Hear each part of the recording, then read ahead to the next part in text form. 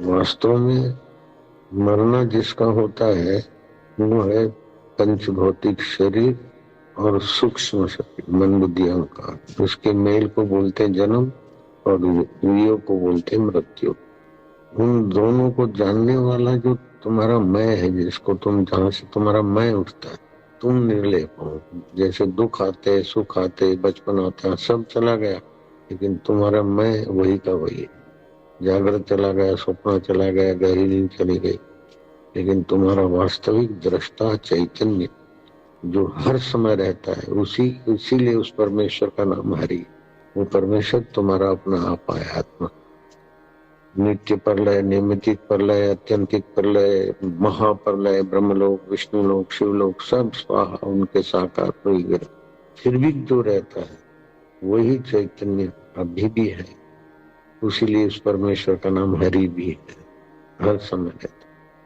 तो अब मरते समय व्यक्ति को क्या सोचना चाहिए कि मैं मन बुद्धि अहंकार और शरीर नहीं हूँ, उसको देखने वाला। मृत्यु मेरी कभी हुई नहीं है, नहीं हो नहीं सकती। मैं अमर आत्मा, आकाश के नहीं व्यापक, आकाश से भी ज्यादा सूक्ष्म अपना मेरा आपा है। ओम ओम ओम बोलने से उसमें बड़ी मदद मिली। और वास्तव में तुम्हारी मौत होती नहीं है, बिल्कुल पक्की बात है। मौत होती है तो स्थूल और सूक्ष्म शरीर का वियोग, जन्म होता है तो उनका शरीर। तो तुम्हारा वास्तविक स्वरूप तो मुक्त है, लेकिन जन्म मरण चित्त के दोष से होता है। तो चित्त की वासना मिटती है ना, वासना क्षय, मनोनाश और बोध, ये तीन बातें हो जाए, बोध माना अपने आप का ज्ञान, तो मुक्ति तो सहज में है। लेकिन अभागे विकारों ने और अभागे अहम ने मुक्त आत्मा स्वभाव को ढक लिया और अपने को 84 में डाल दिया है। तो कुल मिलाकर जिसकी मृत्यु नजीक है वो ये वेदांत विचार करे। समर्थ रामदास ने भी कहा, भक्ति मार्ग में आगे बढ़ना हो तो वेदांत विचार करना चाहिए, दासबोध में लिखा। तो जीवित व्यक्ति को सावधान रहना चाहिए कि सत्वगुणी खुराक, सत्वगुणी माहौल, दुराचार से बचे, सदाचारी लोगों का संपर्क करे, नियम रखे, महीने में 4 दिन 8 दिन मौन रखे। लेकिन जिनकी आयुष्य पूरी हो रही है और शरीर शांत हो गया है, उनके लिए भजन बनाया ताकि उनको भी मदद मिले।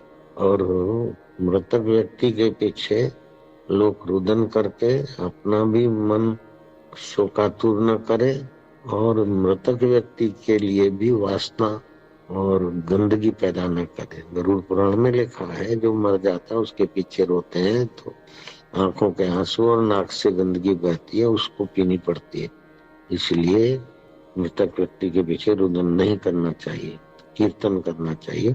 कीर्तन तो करते लोग हैं, लेकिन महाकीर्तन क्या है कि मृतक व्यक्ति का सदगति करने वाला ऐसा भजन बना है कि उस भजन को आप लोग सुन लेना। ऐसा कोई है ही नहीं जो नहीं मरे शरीर, तो आप भी उसके लिए भजन करना, और भजन में वो भाव करना कि तुम आकाश रूप हो, चैतन्य हो, व्यापक हो। भगवान अपनी शरण में रखो तो भगवान अपने धाम में रखेंगे, और भगवान अपने शरीर में ही ले लेंगे। चलो, शिशुपाल भगवान के शरीर में समा गया, फलाना समा गया, ठीक मान लिया।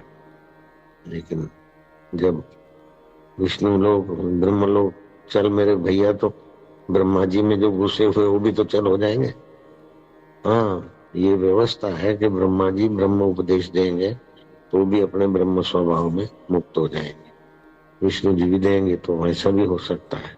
लेकिन अभी से तुम भगवान में घुस के इतने साल रहो, उसकी अपेक्षा भगवान जिसमें अभी है उसी में तुम पहुंच जाओ।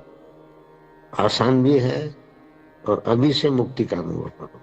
मरने के बाद का वायदा बेकार है, जीते जी अपने आत्मदेव को जानो। तो कुल मिलाकर अभी आज जो भजन तुम सुनोगे, उस भजन को अभी से ही मृतक व्यक्ति के लिए सदगति दायक बने, और अपने लिए भी अभी से ही काम में आए। ये भजन आदि और विचार आदि उठा तो सब लोगों तक पहुंचे। मंगलमय जीवन मृत्यु पढ़ना मृतक व्यक्ति के लिए, उसमें भी प्रेरणा है। और फिर इस भजन को जहां भी कोई मृतक व्यक्ति चले गए हों अथवा जाने वाले हों तो वहां भजन दोहरा दिया। कहीं भी समझो कि अब ये जाने वाला है अथवा अपन जाने वाले हैं, तो तुलसी की सूखी लकड़ियां थोड़ी इकट्ठी करके कुटुंबी अथवा कोई मृतक व्यक्ति के पेट पर, आंखों पर, मुंह पे, शरीर में अग्नि संस्कार के समय अगर तुलसी की लकड़ियों का, तुलसी की माला का सानिध्य हो तो वो कैसा भी जीवन जिया हो दुर्गति से बचेगा और ऊंची गति पाए। ऊंची गति के बाद भी परम शांति, परम गति तो परमात्मा साक्षात्कार से होती है। ये भजन परमात्मा साक्षात्कार के लिए नींव का काम करे। धन्य है वे लोग जो इसको सुन पाते हैं, सुना पाते हैं। इसके रहस्य में बुद्धि को थोड़ा सूक्ष्म करे तो कठिन नहीं है। अपना आपा जान ले। आप मरने वाले नहीं, अनुभव नहीं भी करते हो ना, फिर भी ऐसे भी कैसे बनने से गंदा, पापी से पापी व्यक्ति मरता नहीं है। उसका सूक्ष्म शरीर दूसरे शरीर में जाता है, जन्मता है, मरता है, जन्मता है, मरता है, लेकिन उसका शुद्ध स्वरूप कभी नहीं मरता।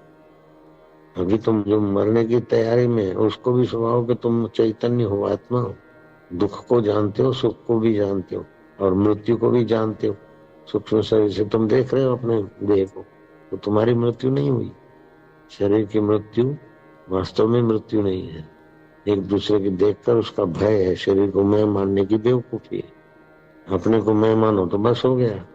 जो दुख को, सुख को, मृत्यु को, जीवन को जानता है वो कौन है? खोजोगे तो उसी में शांत हो जाओगे। रोज खोजना चालू करो, मैं कौन हूँ, कौन, तो उसी की शांति में गहराई में पहुंच जाओगे। तुम्हारा अपना आपा परम शुद्ध है, परम पवित्र है, शाश्वत हो तुम। अधुना मुक्त हो सी, अभी तुम मुक्त हो। लेकिन ऐसा सुना सुना है मैं मुक्त हूँ, फिर जो आया सो खा लिया, जो आया सो कर लिया। वास्तव में तो तबाही हो जाएगी। कीट पतंग आदि तिर्यक योनि में, वृक्ष आदि योनि में बहुत दुख भोगने पड़ते हैं। इसलिए ब्रह्म ज्ञान उसी को पचेगा जिसको सत्वगुण की प्रधानता है, संयम की प्रधानता है, सद्गुरु के वचनों की प्रधानता है। अब ये भजन ध्यान से सुनना, उसका एक एक अक्षर ओ तो उसी ब्रह्म को प्रार्थना करनी है जो अभी है सबके हृदय में। जिसने तन छोड़ा उनको अपनी शरण में लीजिए, अपने स्वरूप का दान दीजिए, अपने सच्चिदानंद स्वभाव में उसको जगाइए। देव जाने वाले का नाम लेके भी बोलो, फलाने सच्चिदानंद स्वरूप हो, चैतन्य हो, परमेश्वर तुम्हारा, तुम परमेश्वर के हो। जगत की वासना छोड़ो, किसी से बदले लेने की या कुछ भोगने की वासना छोड़ो। सारे सुखों का सार है परब्रह्म परमात्मा का साक्षात्कार। सार को महत्व दे तो सार तो अपने बल से ही आवरण भंग कर देगा तुम्हारा। मैंने प्रभु को पाने को महत्व दिया तो वही प्रभु ने बोला कि जाओ लीलाशाह जी के बाद सभी रूपों में मिलूंगा, और मिल भी गए। ये तो मैं जिंदा जागता तो इसका साक्षी हूँ। ओम नारायण नारायण नारायण। धन्य हो सुनने वाले।